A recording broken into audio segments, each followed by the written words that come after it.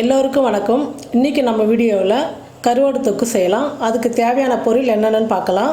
பாருங்கள், நான் ஒரு 3 பெரிய வெங்காயம் எடுத்து இந்த மாதிரி நீல வாக்கில் பொடியாக கட் பண்ணி வச்சுருக்கிறேன். தக்காளி ஒரு 4 தக்காளி கட் பண்ணி வச்சுருக்கிறேன். கருவாடு தொக்குக்கு வந்து நான் பால் சுறா கருவாடு 100 கிராம் வாங்கிட்டு வந்தேன். அதை நல்லா சுடுதண்ணி வச்சு ஒரு 10 நிமிஷம் ஊற வச்சு நல்லா கழுவி சுத்தம் பண்ணி எடுத்துருக்கிறேன். இந்த பால் சுறா தொக்கு வந்து ஒரு குடும்பத்தில் ஒரு 3 பேர்லேருந்து 4 பேர் சாப்பிட்லாம்.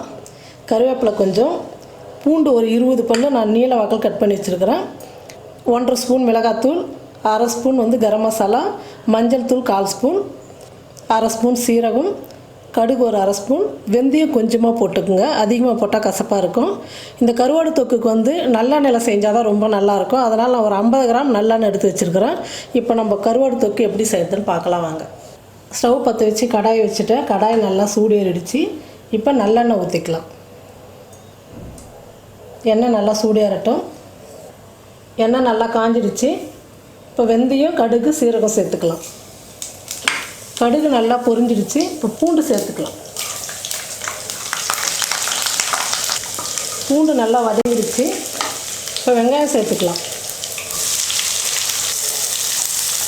வெங்காயம் வந்து ஒரு 5 நிமிஷம் நல்லா வதங்கணும். அப்போ தான் வந்து இந்த கருவாடு தொக்கு வந்து சாப்பிட்றதுக்கு ரொம்ப டேஸ்ட்டாக இருக்கும். நல்லா வதங்கட்டும்.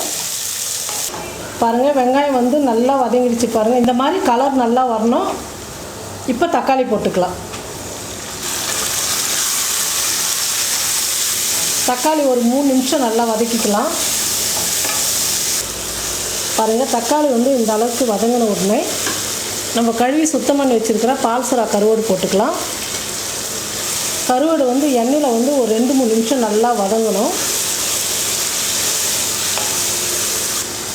இப்போ கருவேப்பிலை போட்டுக்கலாம்.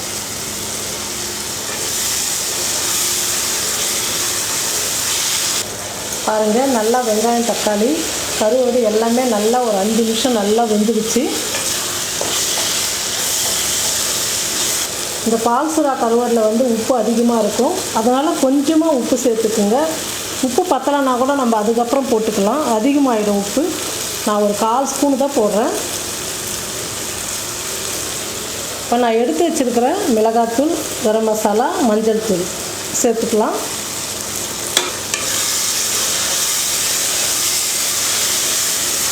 இன்னும் ஒரு நிமிஷம் நல்லா இந்த எண்ணெயில் வந்து மிளகாத்தூளெல்லாம் நல்லா வதங்கணும். பாருங்கள், எப்போவுமே நம்ம எந்த தொக்கு செஞ்சாலும் கிரேவி வந்து இந்த மாதிரி நல்லா தொக்காக வரணும். அப்போ தான் வந்து நம்ம செய்கிற குழம்பு வந்து ரொம்ப டேஸ்ட்டாகவும் ரொம்ப ருசியாகவும் இருக்கும். பாருங்கள், எல்லாமே நல்லா வதங்கி எல்லாம் சேர்ந்து வந்துடுச்சு. இப்போ நம்ம இந்த கருவாடு தொக்குக்கு தேவையான அளவுக்கு தண்ணி ஊற்றிக்கலாம். நான் ஒரு 1/2 டம்ளர் வைக்கிறேன் தண்ணி. தொக்குக்கு வந்து சரியாக இருக்கும். நம்ம ஏற்கனவே நல்லா வந்து வதங்கிடுச்சு மசாலாலாம் வந்து. அதனால் ஒரு 5 நிமிஷம் கருவாடு தொக்கு வந்து நல்லா கொதித்து இந்த அளவுக்கு நல்லா கெட்டியாக வரணும்.